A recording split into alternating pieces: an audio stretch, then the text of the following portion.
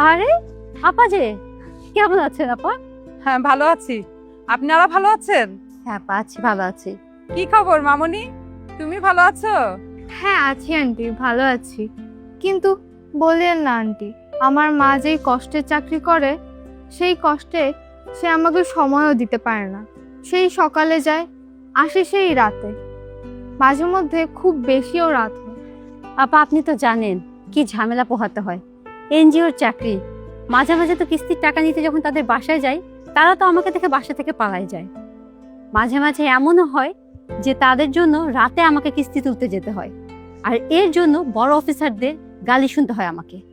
আমাদের চাকরির নেচারটাই এরকম, কিছু বলার নেই।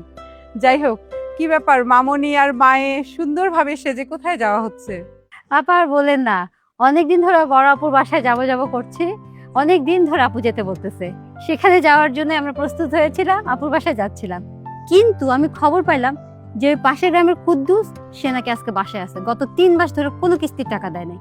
তাই আমি ভাবলাম যে আজকে তার বাসায় আগে যাব, আমি কিস্তি তুলবো, তারপর আমি আপুর বাসায় যাব।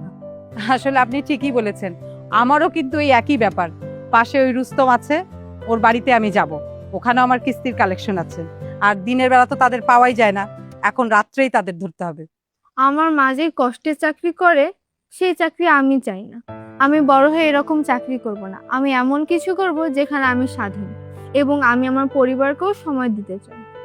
আসলে আমি অবাক হচ্ছি মামুনি, তুমি এত সুন্দর একটি কথা বলেছো। আমাদের চাকরিটাই আসলে এরকম, মানুষ, লোন, কিস্তি এগুলোর পিছনে ছুটতে ছুটতে আমরা পরিবারকেই সময় দিতে পারি না। তোমার চিন্তাধারাকে আমি সম্মান করি। ভবিষ্যতে তুমি একটা সুন্দর জায়গায় দাঁড়াবে এবং সুন্দর কাজ করবে, আমি তোমার জন্য দোয়া করি।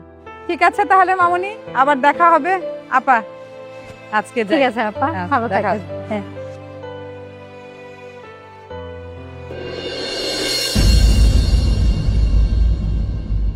কিরে বাজান, তুই না ঘুমাইয়া গাছের লোকে কি করতেছ? তোর কি শরীর খারাপ করতেছে? হ আব্বা, শরীরটা তো একটু খারাপ লাগতেছে, ভিতরে ভিতরে একটু জ্বর।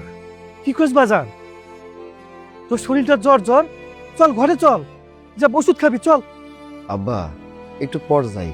তোমার মনে আছে আমি যখন ছোট আছিলাম তুমি আমারে কইছিলা আমি যেন এই গাছটার যত্ন নেই? আব্বা এই গাছ কবে বড় হইব? হইব বাজান, সময় মতো ঠিকই বড় হইব। আব্বা আমিও বড় হইব, এই গাছও বড় হইব। হরে বাবা, তোর লগে লগে গাছও বড় হইব। আব্বা এই গাছ বড় হইলে আমাকে কি লাভ? এই গাছ বড় হইলে আমাকে অনেক লাভ। এই গাছ আমাকে ছায়া দিব, অক্সিজেন দিব।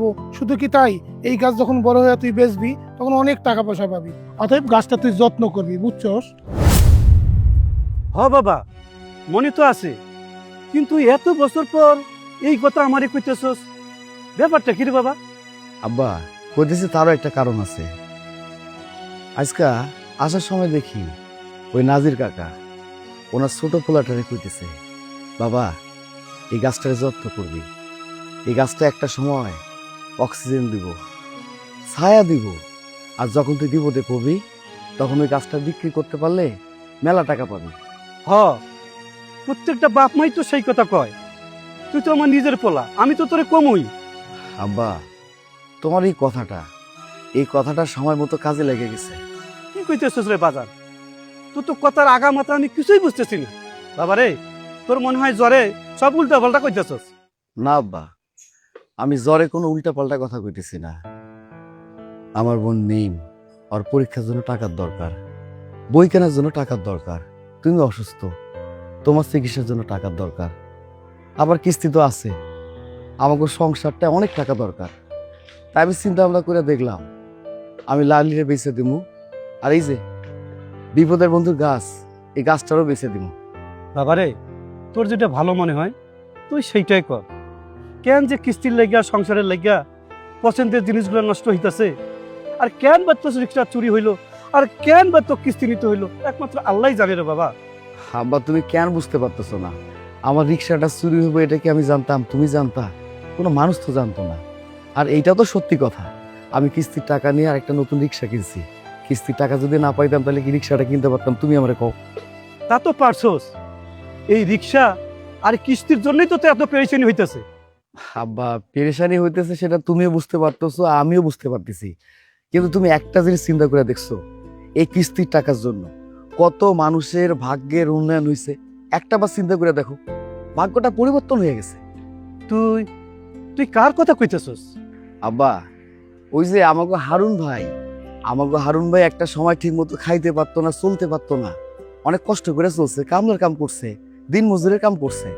কিন্তু যখন কিস্তি নিল, তারপর থেকে উনি একটা ব্যবসা প্রতিষ্ঠান চালু করলো। আস্তে ধীরে ওই ব্যবসাটার উন্নতি শুরু হইলো, ওনার টাকা পয়সার কোনো সমস্যা নাই, সবকিছু পরিবর্তন হইলো। হারুন ভাইয়ের কথা বাদ দিলাম, আমাকে ওই যে তাহের ভাই তাকে রিক্সা চালাইতো, কিস্তির টাকা নেয়ার পর এখন বড় একটা গালামালের দোকান দিছে। এই মানুষগুলা বাদেও আমাকে দেশে এরকম অসংখ্য উদাহরণ আছে আব্বা। তারা যদি ভালো কিছু করতে পারে, আমি কেন পারুম না? তুমি আমারে কও। বুঝতে পারতেছি তুই কি কবার চাইতেছস। তোর কি মনে আছে ওই যে শিলার বাবা একবার কিস্তি নিছিল, কিস্তি দিতে না পাইরা ফার্স্ট টাঙ্গা মইরা গেছে। আহারে, এই দোস্তটা যে কি ভালো মানুষ আছিল। আব্বা, তুমি কেন বুঝতে পারতেছো না?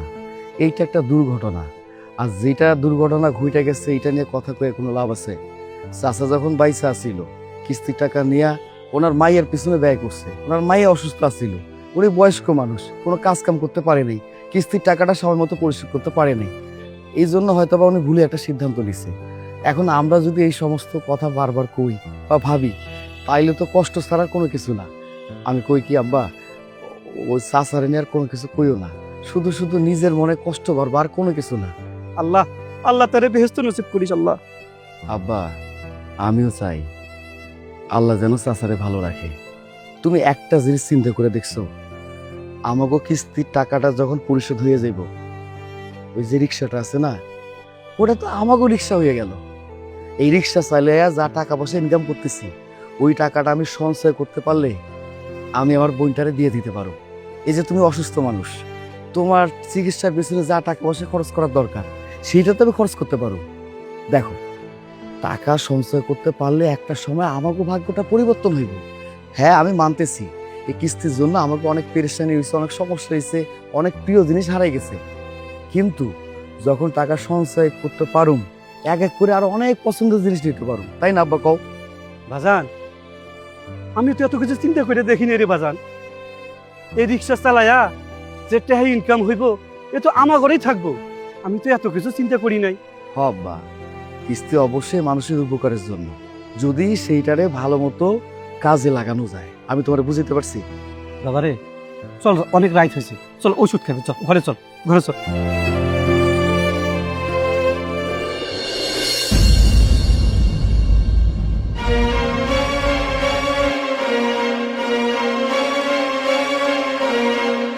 কি শুরু করেছে বলো তো?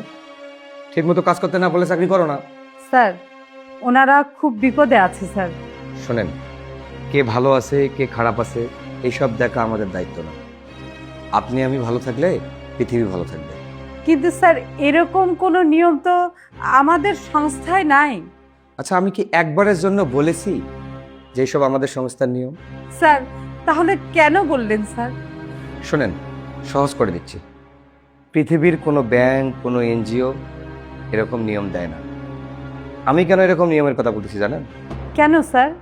আহা ম্যাডাম, আপনি কেন বুঝতে পারতেছেন না বলেন তো? এত বোকা হলে কি চলে? এই চাকরির টাকায় আমাদের সংসার চলে।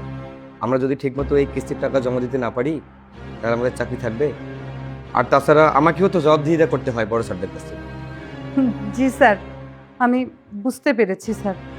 আগে যদি বুঝতেন তাহলে ঠিকমতো টাকা তুলতে পারতেন। এখন আমার কথা মূল্যায়ন করে কাজ করেন, দেখবেন যে সব ঠিক হয়ে গেছে। ঠিক বলেছেন স্যার। আমাদের ভালোর জন্য যদি আমাকে কঠোর হতে হয়, আমার পরিবারের জন্য আমাকে লড়তে হয়, আমি তাই করব স্যার। হ্যাঁ, আপনি বুঝতে পেরেছেন। পৃথিবীর প্রত্যেকটা মানুষ ভালো থাকতে চায়, ভালো থাকার অধিকার সবারই আছে। আমাদেরও পরিবারের জন্য হলেও আমাদেরকে কঠোর হইতে হবে। আমরাও ভালো থাকার জন্য চেষ্টা করব। জি স্যার, আপনার কথায় আমি একমত প্রকাশ করছি স্যার। একটা বিষয় চিন্তা করে দেখুন তো, সবার টাকার সমস্যা, এই সমস্যা সেই সমস্যা লেগেই আছে। আপনি কয়জনের সমস্যা সমাধান করবেন বলেন? আর তাছাড়া আপনি হয়তো আপনার বিবেকের জায়গা থেকে সেই সমস্যাগুলো সমাধান করার চেষ্টা করতেছেন, কিন্তু একটাবার চিন্তা করে দেখেন আপনার সমস্যা কে সমাধান করবে?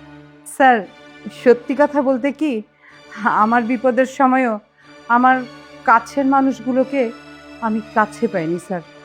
শুনেন, বাস্তবতাটা আসলে এমনই। আপনার বিপদ আপনার, আমার বিপদ আমার।